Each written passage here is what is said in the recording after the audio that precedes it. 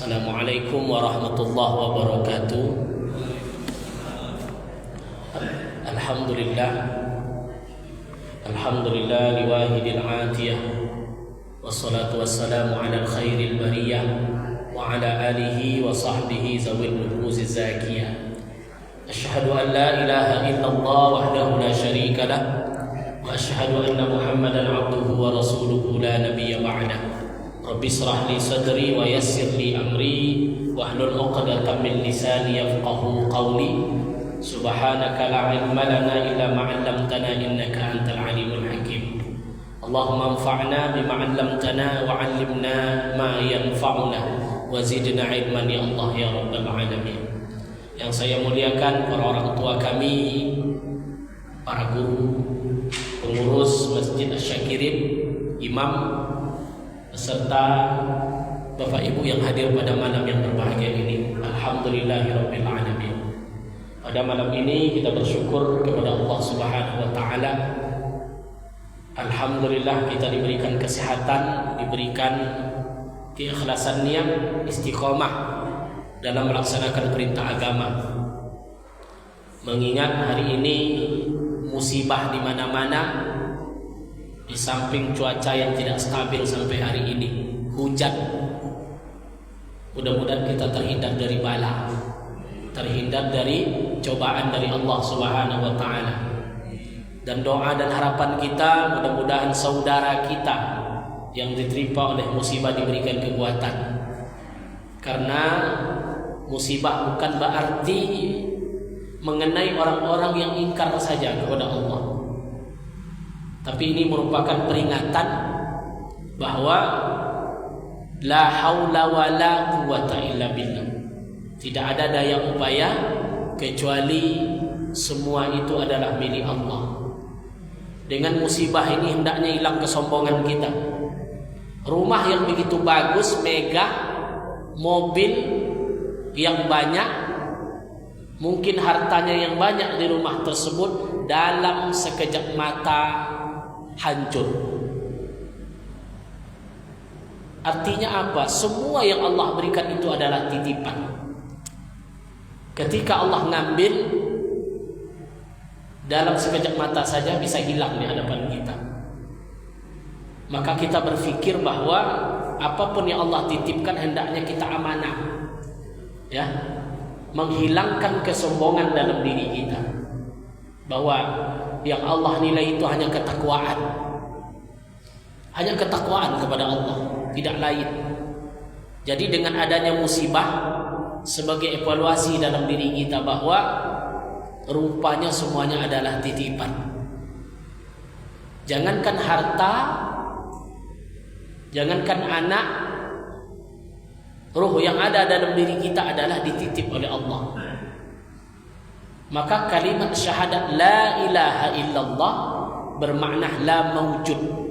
Tidak ada yang ada kecuali Allah. Karena semuanya musnah. Tidak ada satupun yang abadi. Hanya Allah yang kekal selama-lamanya. Namun setiap Allah memberikan kita amanah akan diminta pertanggungjawaban oleh Allah Subhanahu wa taala. Maka selagi ada waktu, mari kita berbenah diri, selalu mawas diri, ya, memperbanyak amal ibadah kepada Allah Subhanahu wa taala. Karena waktu kita tidak banyak. Ya. Kita lihat korban gempa, longsor, banjir, mereka tidak mengira bahwa Allah akan memanggil dia. Sehat, tidak ada tanda-tanda, tapi ketika banjir bandang itu datang, seluruhnya berangkat. Ya, banyak jenazah ditemukan dalam mobil.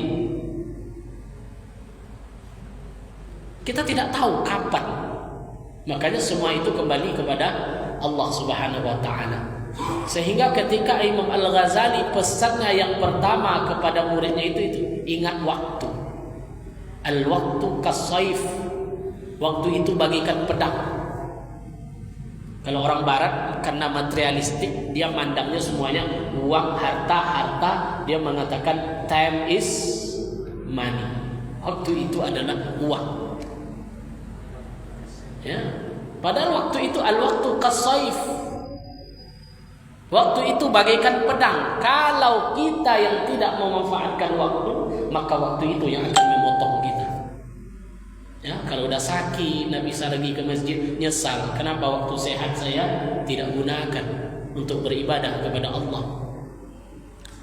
Maka banyak hikmah dari sumpah-sumpah yang Allah berikan dalam Al-Quran. Itu paling banyak dengan waktu. Wal fajr, demi waktu fajar. Wadduha, demi waktu duha. Wal lail, demi waktu malam. Wan nahar, demi waktu siang. Wal asr, demi waktu asar, demi waktu. Banyak Al-Quran itu berkata demi waktu, demi waktu. Begitulah pentingnya waktu. Maka ketika Allah memberi kita waktu, hendaknya kita memanfaatkan untuk ibadah kepada Allah. Jangan kita berpikir ibadah itu hanya ibadah mahdha. Tidak. Ada namanya ibadah ghairu mahdha. Kadang kita hanya berpikir ibadah mahdha, salat, baca Quran, puasa, ya, zakat, haji. Berpikirnya hanya itu. Padahal jadi pengurus masjid juga ibadah. Ya. Karena jadi pengurus itu tidak digaji, tapi disebut dengan ibadah ghairu mahdha. Ketika dia menjadi takmir, mengimarahkan, ya, maka para ulama itu mengatakan kalau ada tabligh akbar, yang paling berpahala itu bukan ustadznya, bukan jamaahnya. Yang berpaling pahala itu apa? Orang yang di balik layar itu, orang yang memfasilitasi, orang yang memfasilitasi hal tersebut. Kenapa? Kan ada juga itu kisah dari hadis Rasulullah, ada 4 orang yang dimasukkan oleh Allah ke dalam surga Allah tanpa hisab.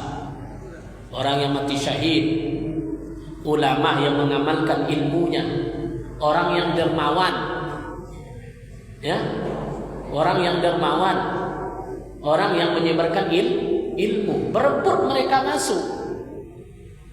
Tapi siapa yang pertama kali masuk? Orang yang memberikan ruang hartanya untuk membagi ilmu, orang yang menyumbangkan hartanya untuk fasilitas pendidikan dan segala macam. Ujung-ujung akhirnya apa? Yang masuk surga pertama adalah orang yang dermawan. Kenapa? Mereka fasilitator bahasa kitanya.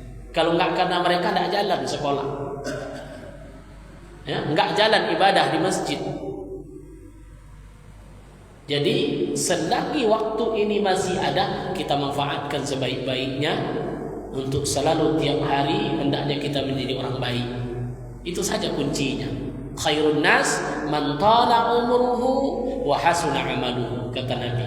Sebaik-baik manusia, orang yang baik itu adalah semakin tala umruhu, semakin umurnya bertambah, semakin panjang umurnya, hasuna amaluhu, semakin baik amal perbuatan. Jangan terbalik, semakin tua semakin ingkar, semakin tua semakin ada kadang semakin tua semakin pemberang, ada tuh ya. Semakin tua semakin, kalau bahasa Ocu, semakin pembohongi. Nah, semakin tua kok semakin. Jangan sampai, hendaknya semakin tua semakin sabar. Karena adalah manusia, semakin tua semakin peraju. Ada enggak, Bu? Semakin tua semakin peraju, semakin merasa. Jadi yang baik itu kata Nabi, khairun nas man tala umruhu wa hasuna amaluhu. Sebaik-baik manusia itu semakin tua semakin lapang dadonya. Ya, semakin suka senyum, semakin lapang hatinya, semakin sabar. Itu orang-orang yang baik itu.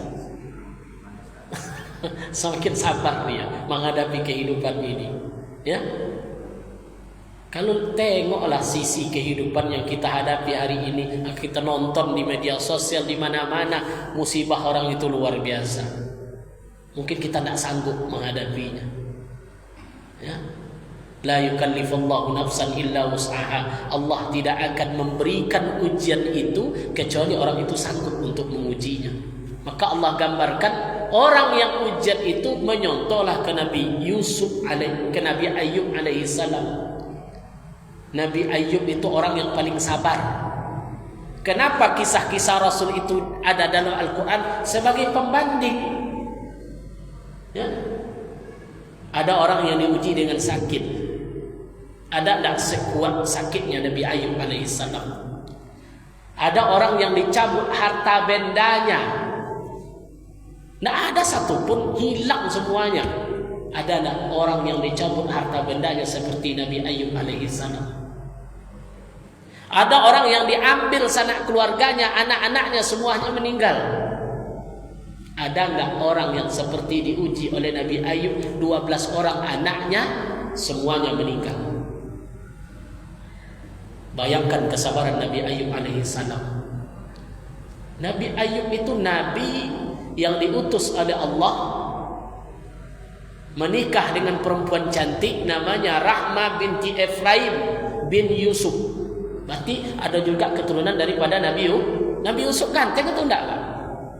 Ganteng Nabi Yusuf. Nampak gagah orangnya kan? Iya. Kok nambah bisa cik itu, Pak? Gagah. Rahmah ini ada keturunan daripada Nabi Yusuf, nikah dengan Ayub alaihissalam. Punya anak 12 orang. Diberikan oleh Allah kaya raya, rumah banyak, binatang ternak banyak, kebun banyak. Apalagi kurangnya? Sehingga dia diangkat oleh Allah menjadi nabi. Banyak orang yang yakin ketika itu. Banyak pengikutnya. Kenapa? Rupanya kalau awak kayo, piti banyak, dermawan, kehidupan baik, banyaklah orang yang ikut. Banyak. Berkata iblis, ya Allah, wajar Ayub seperti itu. Izinkan saya menguji Nabi Ayub alaihissalam. Diizinkan oleh Allah. Iblis datang. Apa ujian yang pertama? Ternak dibunuh semuanya, kebun dibakar, rumah dibakar, hancur semuanya. Langsung Nabi Ayub jatuh miskin. Ya, dah sampai ke titik nol. Sampai dia menjadi kuli kepada orang lain, istrinya pun bekerja. Tapi mereka sabar. Tetap dia istiqomah beribadah kepada Allah. Pengikut-pengikut sudah mulai lari. Terus apa kata iblis? Ya Allah, izinkan saya menguji Nabi Ayub sekali lagi. 12 anaknya meninggal karena penyakit. 12 anak Nabi Ayub wafat semuanya. Yang tinggal siapa? Dia dengan istri. Tetap istiqomah dalam ibadah, tidak pernah putus asa. Datang ujian ketiga. Karena Ayub tetap istiqamah dalam ibadah, izinkan saya ya Allah, kata iblis. Anaknya sudah, harta sudah, sekarang dia sendiri yang diuji. Dihembuskan penyakit kulit, melepuh kulit Nabi Ayub alaihissalam. Sampai-sampai dia diusir dari kampung. Sampai diusir. Akhirnya dia tinggal di hutan. Istri-istri pergi semuanya. Yang satu itulah yang